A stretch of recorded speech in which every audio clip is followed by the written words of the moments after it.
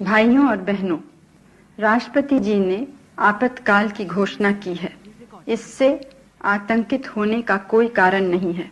आप सभी गहरे और व्यापक षड्यंत्र से अवगत होंगे जो उस समय से रचा जा रहा है जब से मैंने भारत के जनसाधारण के लाभ के लिए कुछ प्रगतिशील उपाय करने शुरू किए। प्रजातंत्र के नाम पर प्रजातंत्र के काम को ही नकारने की कोशिश की जा रही है।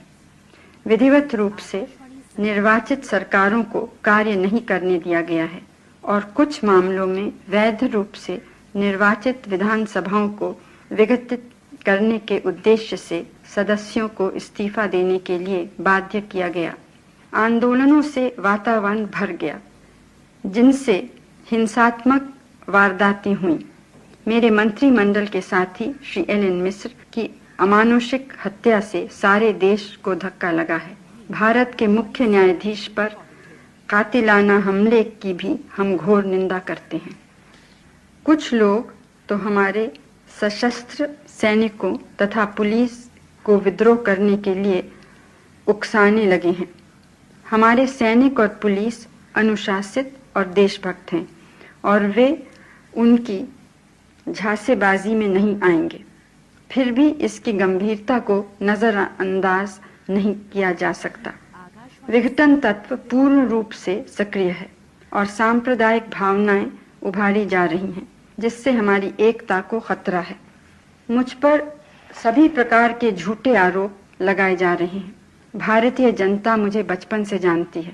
मेरा सारा जीवन जनता की सेवा में बीता है। यह एक निजी मामला नहीं है। यह महत्वपूर्ण नहीं है कि मैं प्रधानमंत्री रहती हूं या नहीं, लेकिन प्रधानमंत्री का पद महत्वपूर्ण है और उसे जानबूझकर बदनाम करने का राजनीतिक प्रयास न तो प्रजातंत्र के हित में न राष्ट्र के। बहुत दिनों से इन घटनाओं को हम अत्यधिक धैर्य से देखते रहे। अब हमें इनके नए कार्यक्रमों का पता चला है जिनसे सारे देश में सामान्य कार्य में बाधा डालने के उद्देश्य से कानून और व्यवस्था को चुनौती दी गई है। क्या कोई भी सरकार जो सरकार है देश के स्थायित्व को कैसे खतरे में पड़ने दे सकती है? कुछ के कार्यों से अधिकांश लोगों के अधिकार खतरे में पड़ रहे हैं। कोई भी ऐसी स्थिति जिससे देश के भीतर निर्णायक रूप से कार्य करने की राष्ट्रीय सरकार की क्षमता कमजोर होती है, वह बाहरी खतरे को निश्चय ही प्रोत्साहन देगी। यह हमारा परम कर्तव्य है कि हम एकता और स्थायित्व की रक्षा करें। राष्ट्र की अखंडता के लिए कठोर कार्रवाई करना जरूरी है। आंतरिक स्थायित्व के खतरे से उत्पादन और आर्थिक उन्नति की संभावनाओं पर भी असर पड़ता है।